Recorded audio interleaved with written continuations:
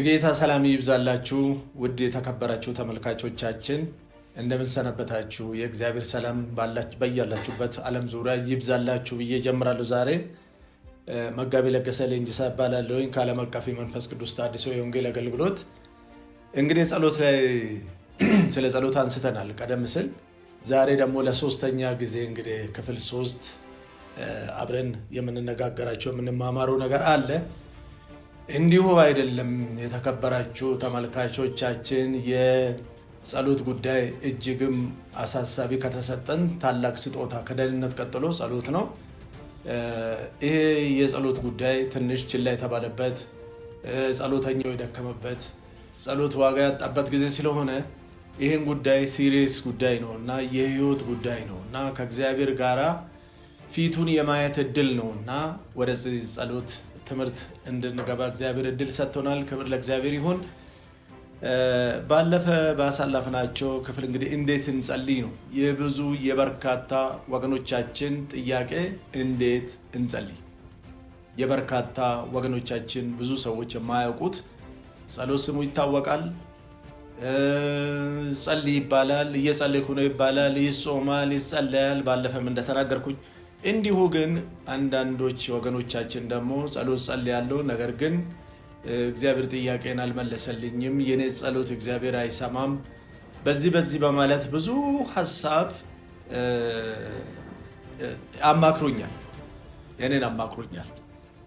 ስለዚህ ከዚህ የተነሳ የብዙም ሰው ጥያቄ ሊሆን ስለሚችል እንዴት እንጸልይ የምለው ነው እንግዲህ ባሳለፍነው ሳምንት እየተነጋገርነው። ከዛው እንቀጥላለን ዛሬ። እግዚአብሔር አምላካችን የተባረከ ይሁን። እንግዲህ አንድ ትልቅ የሆነ ክፍል ነው የጸሎት ጉዳይና እንዴት እንጸልይ።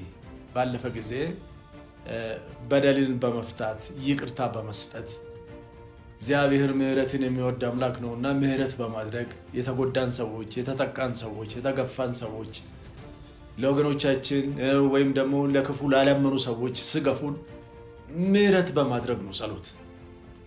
ይህን ቀለል አድርገን ልናየው አያስፈልግም። ፕሪንሲፕል ነው እግዚአብሔር ለእኛ ለአማኞች የሰጠን ትልቁ ስጦታ ስለሆነ ይሄ ከእግዚአብሔር ቃል ፈቀቅ ብሎ እኛ የምናደርጋቸው ነገሮች ምንም የሚሻሻሉ ነገር የለም እና እንዴት እንጸልይ የምለው ይቅርታ በማድረግ ነው። ባለፈ ስለተናገርኩ ዛሬ ይህንን አልደግምም። ሌላው ጸሎት እንዴት እንጸልይ የምለው ሐሳብ ለእግዚአብሔር በመወገን ነው። ለእግዚአብሔር በመወገን ከእግዚአብሔር ጋር ወገናዊ በመሆን ብዙውን ጊዜ ጸሎቶቻችን የተንሻፈፉ ናቸው። በዚህን ዘመን እያየን ያለ ነው። ይሄንን ብዬ ስል ምን ማለት ነው? ከተለያየ ከብሔረተኝነት በመውጣት ከፖለቲከኝነት ውስጥ በመውጣት አሁን ልብን ቀልብን ከሚሰልብ አደገኛ ዘመን ውስጥ በዚህን ሰዓት ጎልቶ ለሚታዩ ነገር ሁሉ ከዛ ነገር ላይ ራሳችን አግልለን መሆን አለበት ወደ እግዚአብሔር ዙፋን በምንቀርብበት ሰዓት። ስለዚህ ወገንታዊነታችን ለእግዚአብሔር መሆን አለበት። ይህንን ያልኩበት ምክንያት ምንድነው? በአሁን ሰዓት ጸሎታችን ሊያዝ ይችላል ብዬ የማስበው ምናልባት እንደ ኢትዮጵያ አይነት ውጥንቅጥ የወጣበት በዚህን ዘመን በፖለቲካው በተለያየ አይነት እየታመሰ ያለውን ምናልባት ከወዲያም ያለ ይጸልያል፣ ከወዲህም ያለ ይጸልያል። ይሄ ጸሎት ሰማይ አይገባም። ምክንያቱም ያንዱ ወገን ነኝ። ጸሎት ወደ ሰማይ እንዲገባልን ከፈለግን የእግዚአብሔር ወገን መሆን ያስፈልጋል። ከእግዚአብሔር ጋር ወገንታዊነት ሊኖር ያስፈልጋል።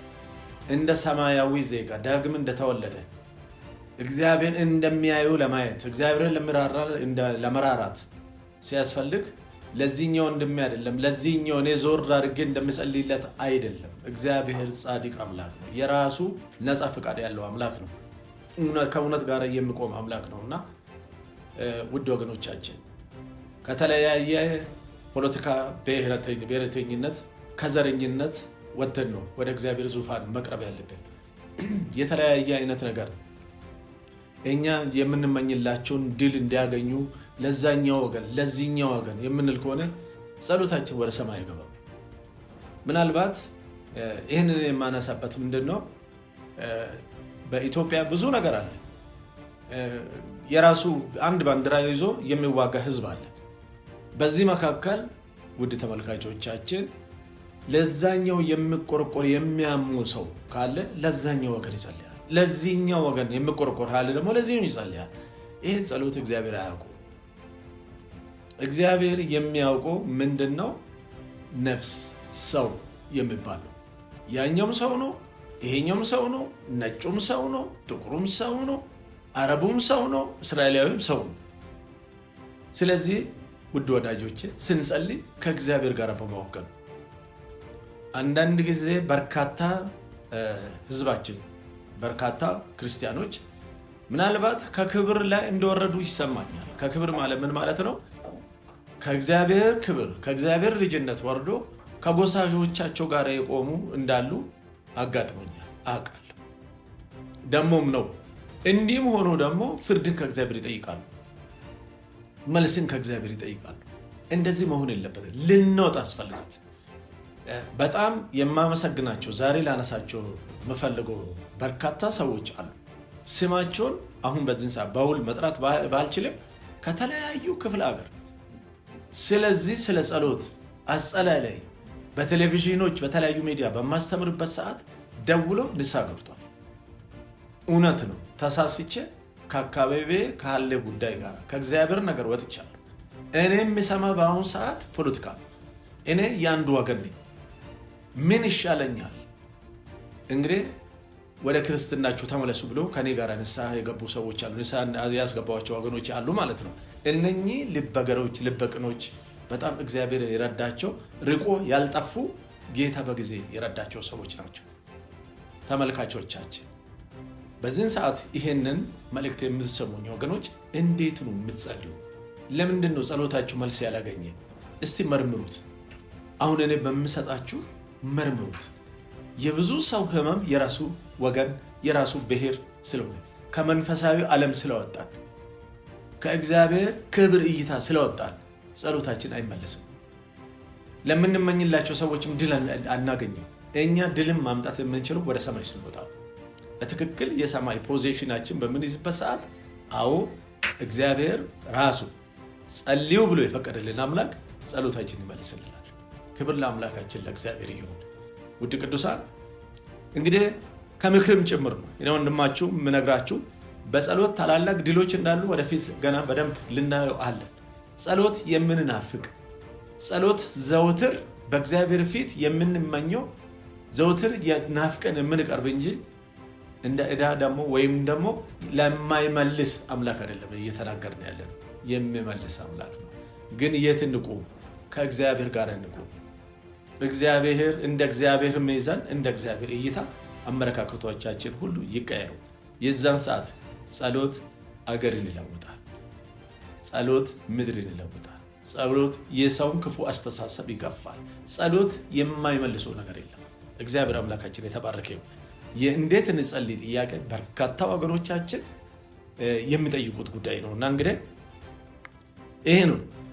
ሌላው እንዴት እንጸልይ?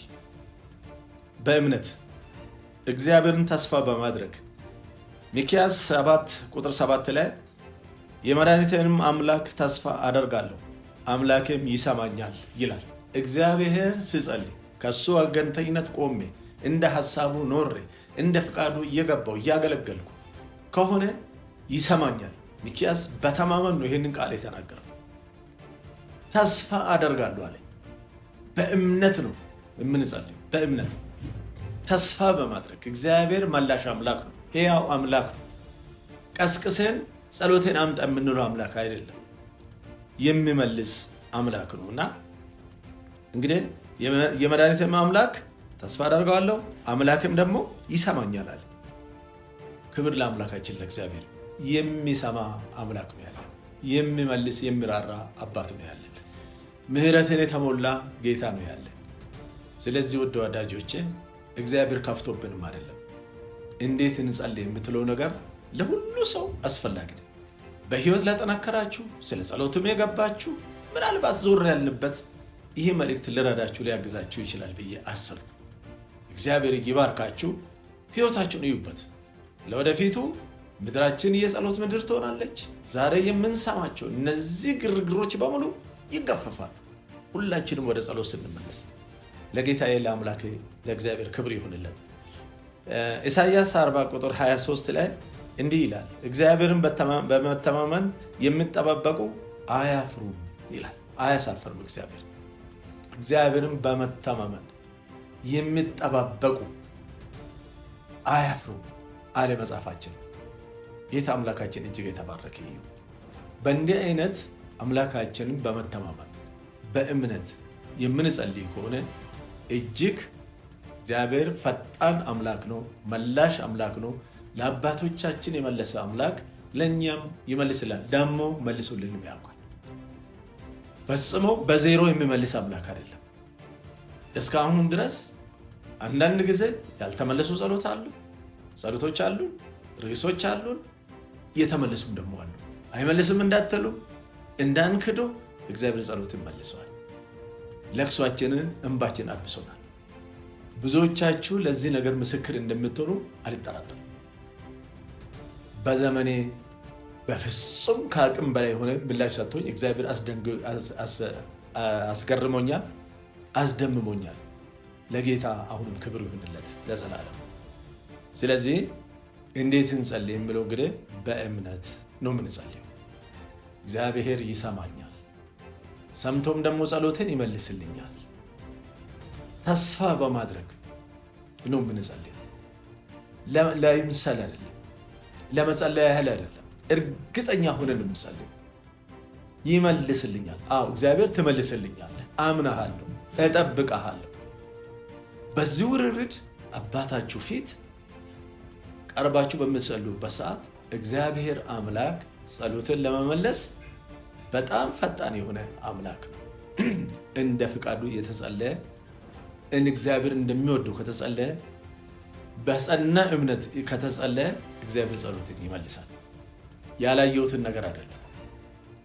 በዚህን ሰዓት ላላየነው ትውልድ በምንጸልይበት ሰዓት ላላወቅናቸውና እኛን ለማያውቁ ርዕስ ወስደን እንጸልያለን። ብዙ መልሶች አሁን በእኛ አገልግሎት ውስጥ አሉ። ከብዙ ዓለም ዙሪያ ላይ ጸሎት ርዕሶች ይላካሉ። መላሽ የሆነ እግዚአብሔር ይመልሳል። በእምነት ነው የምንጸልየው። እንትናን ባለችበት ምድር ዳርቻ ከውቅያኖስ ማዶ ስሟን ወስደን እንጸልያለን። እግዚአብሔር ባለችበት ስለዛች እህት ጸሎትን ይመልሳል። ስለዛ ወንድም ጸሎትን ይመልሳል። እንዴት እንኳን አይደለም ስማቸው የእግዚአብሔር ልጆች ጸጉራቸው ጭምር የተቆጠረ ነው።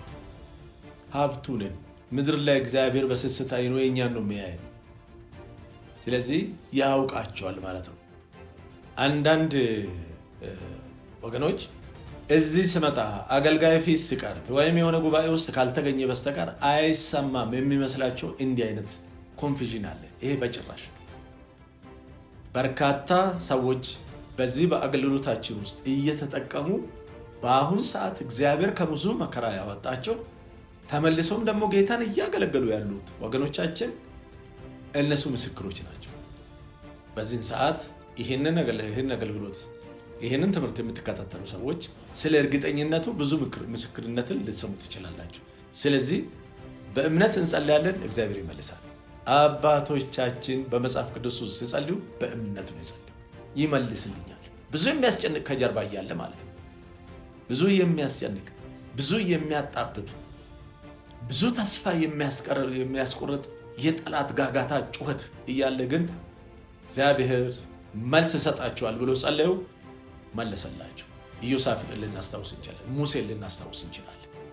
ብዙ ተጽዕኖ ሙሴ ከኋላው የፈርዖን ሰራዊት፣ ከፊት ለፊቱ ቀይ ባህር፣ ማምለጫ በሌለበት ጥበት ባለበት ብዙ ሕዝብ ሙሴ ላይ ባጉረመረመበት ሰዓት፣ የማህበሩ መሪዎች በሙሉ ሙሴ ላይ ባጉረመረሙበት ሰዓት፣ በዛን ሰዓት በፈጣን እግዚአብሔር ለሙሴ ምላሽ እንደሰጠ ተመልክተናል።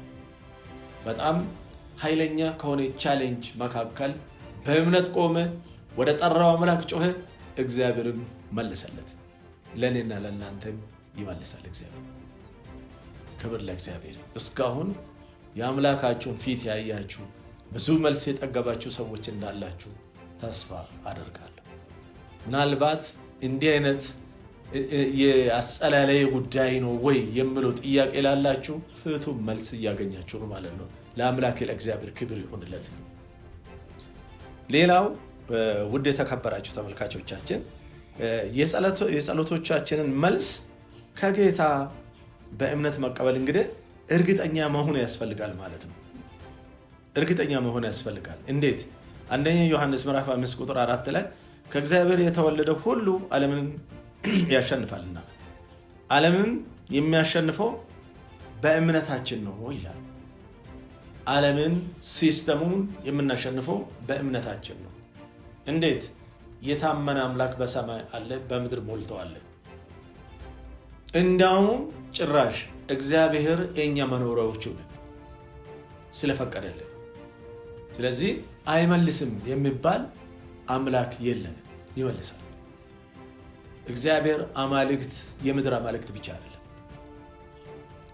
ወይም ደግሞ እንደ አማልክት አይደለም፣ ወይም ደግሞ እንደ ጣዖት አይደለም። የሚመልስ ሕያው የሆነ ለዘላለም የሚኖር ዘመንን የሚያሳልፍ ሕያው አምላክ ነውና ጸሎታችን በእምነት እንቀበላለን።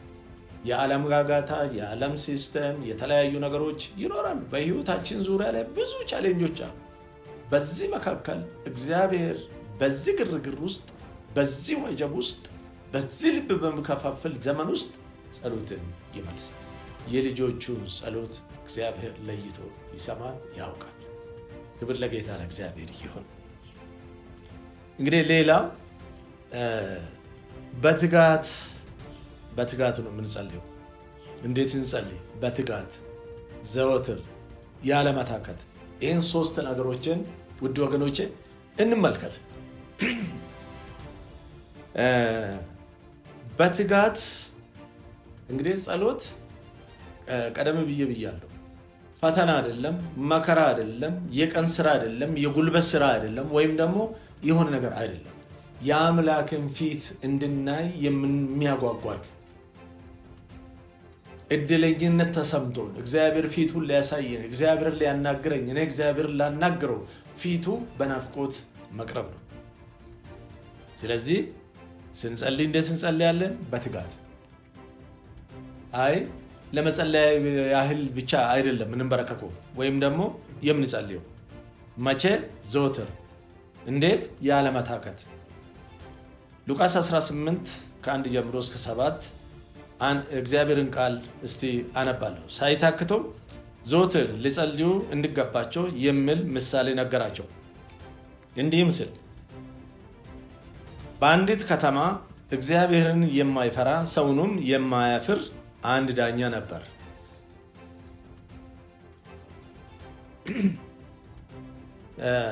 በዚችም ከተማ አንዲት መበለት ነበረች።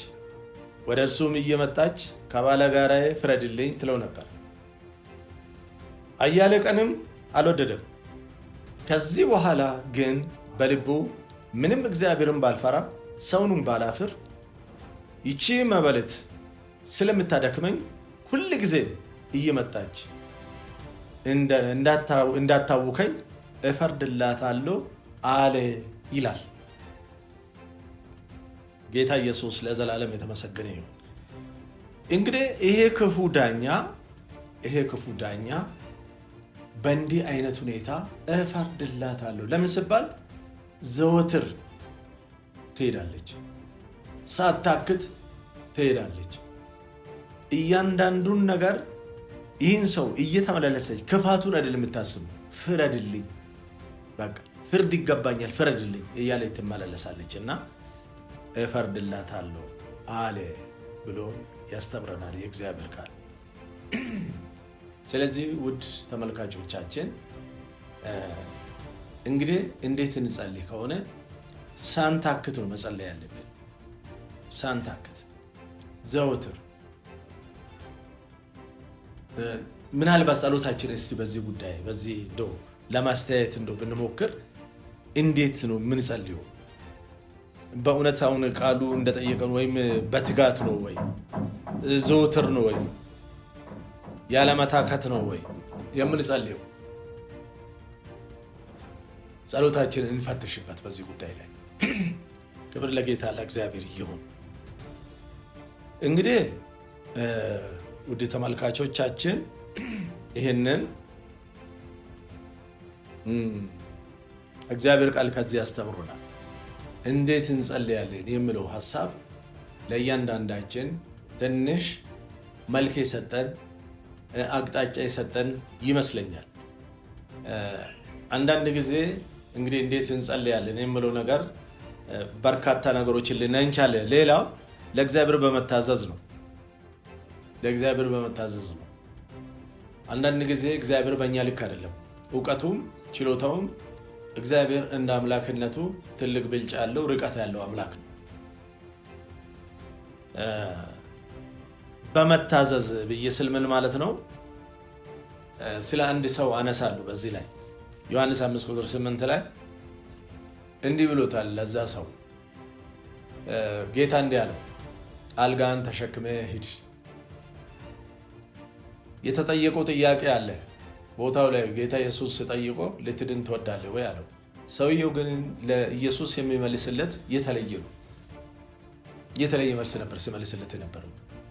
ሌላ ታሪክ እየነገረው ነው። እኔ ዘመድ የለኝም፣ ወስዶ እዚህ ውሃ ውስጥ የሚነክረኝ ሰው የለኝም። እኔ በራሴ እንደው በአቅሜ ሞክሬ ስደርስ ብዙዎች ይቀድሙኛል። አሁን 38ኛ ዓመቴ ነው እያለ ሌላ ሂስትሪ ነው። እሱ የጠየቀው አንድ ነው፣ ልትድን ትወዳለህ ወይ ነው መልሱ። አሁን ብቻ ነበር መሆን ያለበት። ይሄ ሰውዬ ምናልባት እኛን ኢትዮጵያዊን ይመስላል። ብቻ ለሱ ብሎ ስለሄደ ቀኑም ስለሆነ እግዚአብሔር ሊከብር ስለወደደ የሰውየውን ነገር ተወና ጌታ የራሱን ጉዳይ ፈጸመ። ምንድነው ያለው? አልጋን ተሸክመ ሂድ። አልጋን ተሸክመ ሂድ። ይሄ መታዘዝ ይጠይቃል። በዚህ ሰዓት ይህን አልጋን ተሸክመ ሂድ የምለው ነገር የአምላካዊ ቃል ነው። እንዴት እሸከማለሁ? እኔ እኮ 38 ዓመት የተኛው ሰው ነኝ ብለን መልስ መስጠት ስለማያስፈልግ ሰውየው ከዚህ በኋላ አንደበቱን ሰበሰበና አልጋውን ተሸከመ። ክብር ለጌታ ለእግዚአብሔር ይሁን። እንግዲህ ውድ የተከበራችሁ ቅዱሳን ጌታ ኢየሱስ ክርስቶስ ይህንን ትእዛዝ ሰጠው ለዚህ ለታማሚ ሰው 38 ዓመት ሙሉ አልጋ ቁረኛ ሆኖ የታመመ አልጋ ላይ የቀረ ሰው ነው። ተፈውሳል አይደለም፣ ሌላ ነገር አይደለም የነገረው አንድ ነገር ነው። ትእዛዝ ነው የሰጠው። አልጋን ተሸክሜ ሂድ ነው ያለው። እሱም እንደታዘዘው አልጋውን ተሸክሞ ሄደ፣ ፈውስን ተቀበለ። እዚህ ጋር ምናልባት እግዚአብሔር አምላክ ለእኔና ለእናንተ ልክ እንደዚህ ሰው ለችግሮቻችን በሚሰጠን ትእዛዝ ልክ እንታዘዝ ይሆን? ምናልባት ፈውሳችን የሚዘገይበት የጸሎታችን መልሶች የሚዘገዩበት ይሄንን በሚመስል ጉዳይ ይሁን? ይሄንን ራሳችንን እስቲ እንፈትሽ። ይህ ሰው የማይፈወስበት ምክንያቶች ሊኖሩ ይችላሉ። እሱ ምንድን ነው? እንዴት ብሎ የሚባል ቀደም ሲል እንደተከራከረ ቀደም ሲል ሌላ ነገር እንዳወራለት በምን አቅሜ ነው ምን አድርጌ ነው ምናምን ብሎ ብል ሊታለፍ ይችላል። ብዙውን ጊዜ እግዚአብሔር የሚነግረን ነገር በእምነት ነው የምናዋህደው። ከኛ ጉዳይ ጋር በእምነት ነው የምናመጣ፣ በመታዘዝ ነው የምናመጣ፣ ወደ እውነት የምናመጣ። ያቺ ማድጋ ሰብስቢ ነው የተባለች ያቺ ሴት በሁለተኛ ነገሥት ምዕራፍ 4 አካባቢ ምንድነው የተባለችው? ማድጋ ሰብስቢ። እንትናም ገበያ ሄዳለች፣ እንትናም ላትኖር ትችላለች፣ እንትናም ቢጠይቃል ላሰጠች ትችላለች አላለች። ቀጥተኛ ትእዛዙን ተቀበለች። ትእዛዙን ተቀብላ እግሯ ስወጣ ግን ቀልናት። አንዳንድ ጊዜ እግዚአብሔር ወደኛ በሚያመጣ ድምፅ ላይ ክርክር ባናቀርብ እንዴት ይሆናል? እኔ እባርካለሁ ብሎ ስል እግዚአብሔር እኔ እንዲህ እንዲያደርጋለሁ ስል በራሱ ችሎታል። በእኛ ልክ አይደለም። እኛ ማመን ነው የተፈቀደልን። ነገ ብሎ ኤልሳ መልእክት ቢያመጣ የንጉሱን ቀኝ ደጋፊ የሆነ ሰው፣ አገልጋይ ሰው፣ ትልቅ ክብር ቦታ ያለው ሰው ሰማይ መስኮት ቢከፈት እንኳን አይሆንም ነበር አይደል? ይህ ሰውዬ ከነዚህ ካመኑት የተለየ ሰው ነው። የማያምን ልብ ነው ያለው። እንግዲህ ውድ ተመልካቾቻችን ሁለት ሰዎች ለንጽጽር ወስደናል። አንዱን ከዮሐንስ ወንጌል ምዕራፍ 5 ቁጥር 8 ላይ ከአዲስ ኪዳን። ሌላኛው ደግሞ ያቺ የታዘዘችው ማድጋ ሰብስቤ ያለችውን ሴት አይተናል። እንግዲህ አላቅማማችን ብዙ ነገሮች እንደ ሰው በራሷ ማስባ ይህን ነገር የምትከላከልበት እንዴት ይሳካልኛል፣ እንዴት ይሆንልኛል፣ ምናልባት በድህነቷ በባዶነቷ የተገፋችም ልትሆን ትችላለች። ድምፅ መጥቷልና የትም ቢሆን እገባለሁ አለች፣ ተሳካላት። እግዚአብሔር ሊያደርግላት ያሰበው ነገሮች በሙሉ ተከናወኑ። ስለዚህ የተከበራችሁ ተመልካቾቻችን መታዘዝም ያስፈልጋል ማለት ነው። ቁጭ በል ስልህ ቁጭ፣ ጠብቀኝ ስልህ መጠበቅ። በአሁኑ ሰዓት ትልቅ እርጋታ ያጣ ነው የእግዚአብሔር ሕዝቦች። ተአምራቱን ከምድር ነው እየጠበቅን ያለ ነው፣ ከሰማይ ወይም ደግሞ ከእግዚአብሔር ዘንድ ከመንፈስ ቅዱስ ዘንድ አይደለም። ከሰውዬ ጋር ያለ ነው ይመስለን፣ ከሆነ ግለሰብ ጋር ያለ ነገር ይመስለናል። ራሳችንን ባዶ አድርገናል። እኛ በሌላ ሰው የምንነገረንን እንጂ እግዚአብሔር በእኔ በኩል እኔን ያገኛል፣ ያናግረኛል፣ ስጸልይ ሰምቶ ይመልስልኛል የምለው ሀሳብ እየደከመ መጥቷል በአሁኑ ሰዓት በብዙ ወገኖች ዘንድ። ውድ ቅዱሳን አጸላለውንም እንወቅ፣ መታዘዝ እንዳለበትም እንወቅ። ስለዚህ በእምነት እንጸልያለን፣ በእግዚአብሔር ቃል እውቀት እንጸልያለን። እግዚአብሔር ጸሎታችንን ይመልሳል። አስረግጬ የምነግራችሁ እርግጠኛ 100% ብዬ የምነግራችሁ እግዚአብሔር ጸሎትን ይሰማል። ሰምቶኛል እግዚአብሔር። እኔ ቤቱ አጣብቆ ያስቀረኝ ይሄ ነው። መልሶልኛል እግዚአብሔር፣ ዛሬም እየመለሰልኝ ነው ያለ። አዎ እንደ አምላክነቱ ደግሞ ነፃ ፍቃድ ስላለው ያልመለሰልኝም ጸሎት አለ። ባይመልስ እግዚአብሔር ትክክል ነው። ፈጥኖ ሲመልስ እግዚአብሔር ትክክል ነው። ሲዘገይ እግዚአብሔር ትክክል ነው። እኔ በእምነት እግዚአብሔርን የሚመልስልኝ መጠበቅ አለብኝ። እንደ ቃሉ መጸለይን እርግጠኛ መሆን አለብኝ። ስለዚህ ይህንን ገንዘብ እንደምታደርጉ ተስፋ አደርጋለሁ። የብዙ ወንድሞች የብዙ እህቶች ብዙ ሮሮ ምሰማ በተደጋጋሚ በጸሎት ትምህርት ጊዜ የምጠየቀው ነገር እግዚአብሔር ጸሎትን አልመለሰም፣ ከዚህ በኋላ እኔ ባልጸልይም ምንም ጸለይኩም አልጸለይኩም አንድ ነው ለኔ ብሎ የሚያስቡ እዚህ ደረጃ ድረስ የወረዱ ወገኖች አሉ። ስለዚህ እንዴት እንጸልይ የምለው ዛሬ ለዚህ ነገር ምላሽ ይሰጠናል ብዬ አስባለሁ። ክብር ለጌታችን ለእግዚአብሔር ይሁን። ስለዚህ እንግዲህ ጸሎት እንዴት እንጸልዩ የብዙ ሰዎች የብዙ ወገኖች ጥያቄ ስለሆነ አጸላለውም እኔ በጥቂቱ እችን ነገር አሳየኋችሁ። ምናልባት በራሳችሁ ደግሞ የምታውቁትም ነገር ይኖራል። እንዴት እንጸልይ የምለውን ነገር አስቡበት። እንዴት ነው የጸለዩት? አብርሃም እንዴት ነው የጸለየ? ሙሴ እንዴት ነው የጸለየ? ምን ነበረ የጸሎቱ ሞቲቮች? ምን ነበረ በውስጡ ሲጸልይ? እንዴት ነበረ እግዚአብሔር በፍጥነት ቃል በቃል የመለሰለት? ኤልያስ እንዴት ነው የጸለየ? የጸሎት አባቶች ከለእግዚአብሔር ቅርብ የነበሩ እግዚአብሔር ድምፃቸውን ወዲያው ሰምቶ የሚመልስ የኤልያስን በሳት የመለሰ 3 ዓመት ተኩል ሰማይ የዘጋ የከፈተ ምን አይነት ጸሎት ነው የሚለውን ወደ ጸሎት ውስጥ ገብተን ብንመለከት በጣም ጥሩ። እንግዲህ የዛን ዘመን እግዚአብሔር በእኛም ዘመን እሱ አልተለወጠም።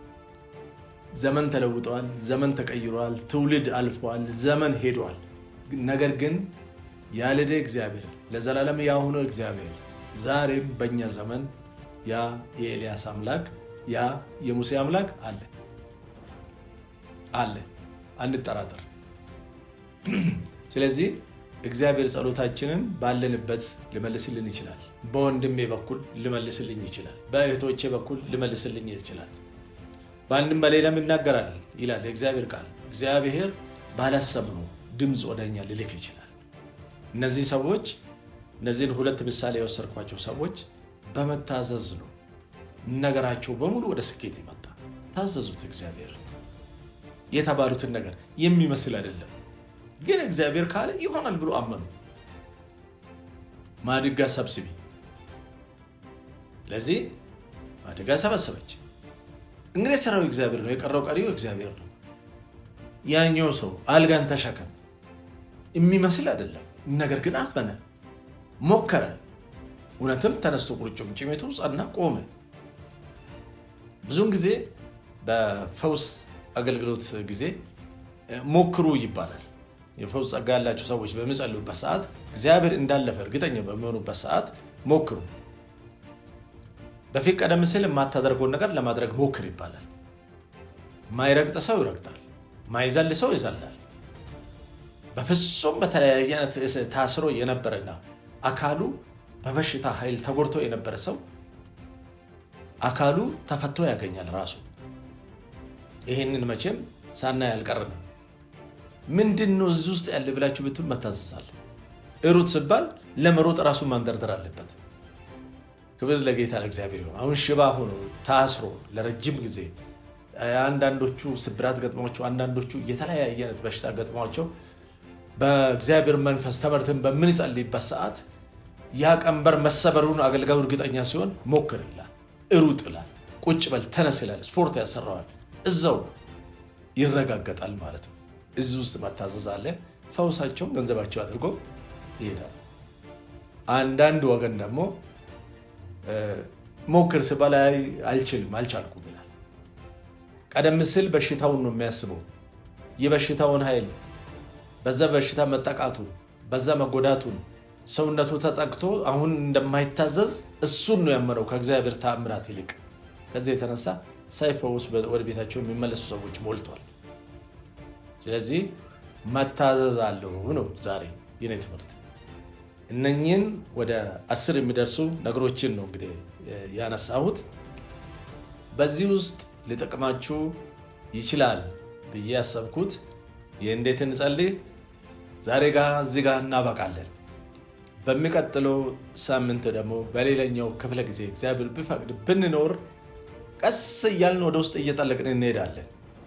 እንግዲህ እየገባን ይህ ጸሎት ያስገኘው ድል በመጽሐፍ ቅዱስ ምን ይመስላል?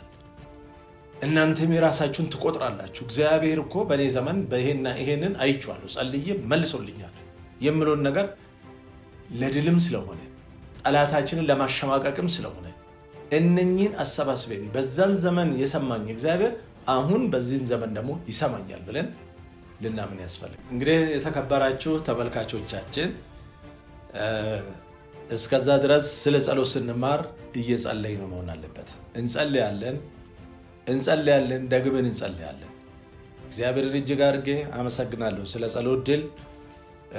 ብዙ ሰዎች በጸሎት ምን ሆነላቸው በመጽሐፍ ቅዱስ ያሉት አባቶችን ጸሎተኞችን ስለነሱ አንስተን ስለ ጸሎት ድል በሚቀጥለው ጊዜ የምንነጋገርበት ጊዜ ይሆናል። ጠለቅ አድርገን በእኛም ዘመን ደግሞ የተፈጸሙ ብዙ ድሎች አሉ።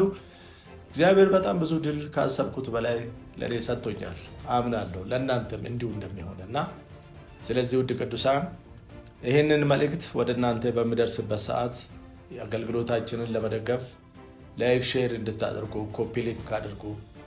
ለምትወዱት ጸሎት ለጠማቸው እንዲሁ ስለ ጸሎት ደግሞ ማወቅም ለሚፈልጉት ወገኖቻችንን ሼር አድርጉላቸው። በዚህ አገልግሉ።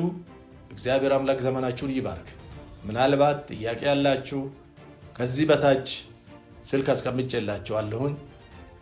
ውድ ቅዱሳን በርካታ ሰዎች መጥቶ እርዳታ አግኝተዋል። በርካታ ሰዎች መጥቶ እያገለገሉ ይገኛሉ። እግዚአብሔር በእናንተ ምክንያት እናንተን አስነስቶ ሌሎችን ደግሞ እንደገና ክብሪት ሆናቸው እንድታስነሱ ይፈልጋል። ምድሪቱ በጸሎት ኃይል እንድትሞላ እግዚአብሔር ይፈልጋልና በዚህ ህይወት ውስጥ ተሳታፊ እንድትሆኑ ጋብዣችኋለሁኝ። እግዚአብሔር ዘመናችሁን ይባርክ። ሰላም ለሁላችንም ይሁን።